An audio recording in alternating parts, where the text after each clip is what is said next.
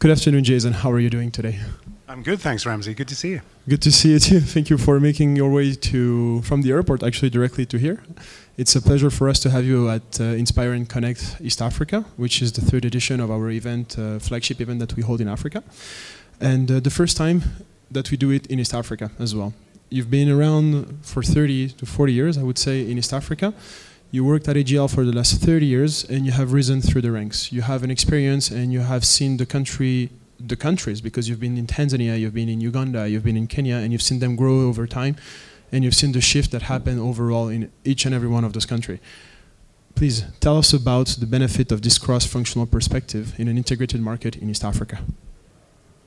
Well, thanks for bigging me up, Ramzi. Yeah. First time I came to Kenya, actually, I was 17. I came to play rugby, and that's when I fell in love with the country. And when I graduated from university, I found my way back, and I joined AJL in Mombasa as the transport manager. So at that time I was 22, 23, running around in my rig boots and shorts. We started there with a fleet of 30 trucks, and we realized there was a need for professional land-based transport for Kenya and also for the hinterland. So we grew that fleet to 120 trucks. And that's where really we took a position in the transport market, and we continued to develop. But at that point in my career, I didn't really know much about logistics or freight forwarding. I was a trucker. So then I moved to Uganda. I started there working in the logistics sector as the sea freight import manager and moved through the ranks, and eventually there I got my first managing director's position. And since then I've moved around the region and around Africa with AJL in different management positions. But I think, you know, humble roots, humble background is very important, because it means that you understand the business, you understand the challenges, you have empathy with your staff, you can have empathy with your customers and the challenges your customers face, and that keeps us at the forefront of the logistics business. And if you come from the ranks, you know, for me, Mombasa is my nyumbani, and when I go back to Mombasa, my team there are still the team that I worked with 20, 30 years ago, and that's a nice feeling, and to have that connectivity with the business, the connectivity with the customers, and the connectivity with the staff. Family spirit. Great experience. And I think that's what leads to the next question. AJL is now one of the biggest players in the sector of logistics in Africa. Grows from family, grows from person, grows from the personnel. How do you keep innovating to maintain your position? Because over 30 years, you must have done quite a number of things. I mean, that's a great question. I mean, we're a constantly evolving business, as is, and our evolution really is determined by the markets we're present in and determined by our clients' needs. And our innovation is really focused on trying to anticipate what our customers expect from us and what's happening in the market.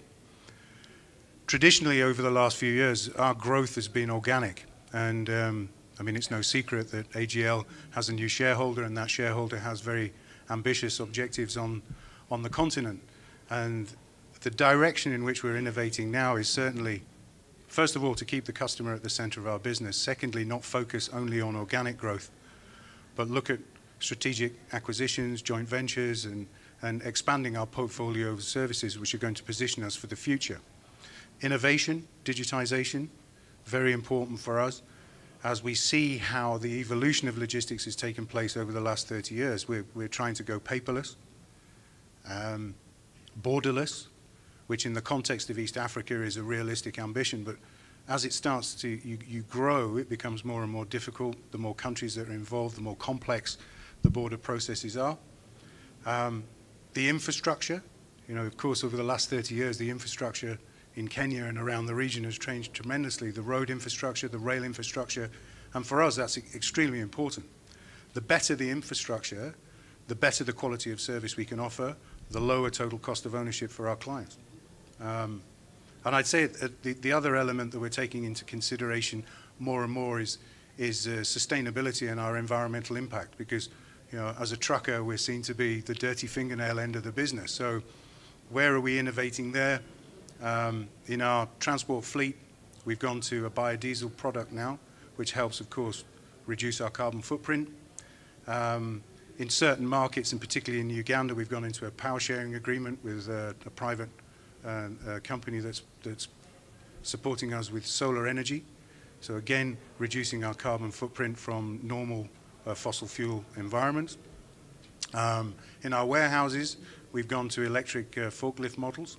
So this is, becoming more and more important in our business, because we want to protect the future of our business, but we want to protect the future of the environment in which we're working in as well. My next question was actually going to be, in terms of decarbonization, major players like you are a major player and have an exemplary role to play. But I think it's better to ask you on this question: how do you see the company becoming, how do you see yourself growing with that, with an East African market that's becoming more and more inclusive and competitive? I think we're at the forefront of sustainability from a logistics point of view. It's a topic that's on vogue at the moment, but it's a topic that we've been working towards for a number of years. We're driving it, but our customers are also driving it. But getting the balance between the quality of service you can offer by using multimodal transport networks, naturally using rail transport for long distances reduces your carbon footprint. How efficient is the rail network at the moment versus road transport? Can you do a combination of the both? All of these things are considerations that we take into account when we're making the service offering to our clients. In our CFS, or inland port in Mombasa, which is called Mombasa Container Terminal, or as MCT as we call it, that's the first green CFS or ICD that's been recognized as a green terminal with sustainable practices in the business. We hope to replicate that across the region. We hope that we can set an example for other logistics service providers that will get on board with us, and that the more we work on this subject together, the better everyone benefits. Jason, thank you so much. I feel we can talk about this for a number of hours. And thank you again so much for making the trip. Thank you for being here today, and looking forward to our next conversation. Great stuff, Ramzi. Thank you very much indeed for having me. All the best. Anytime.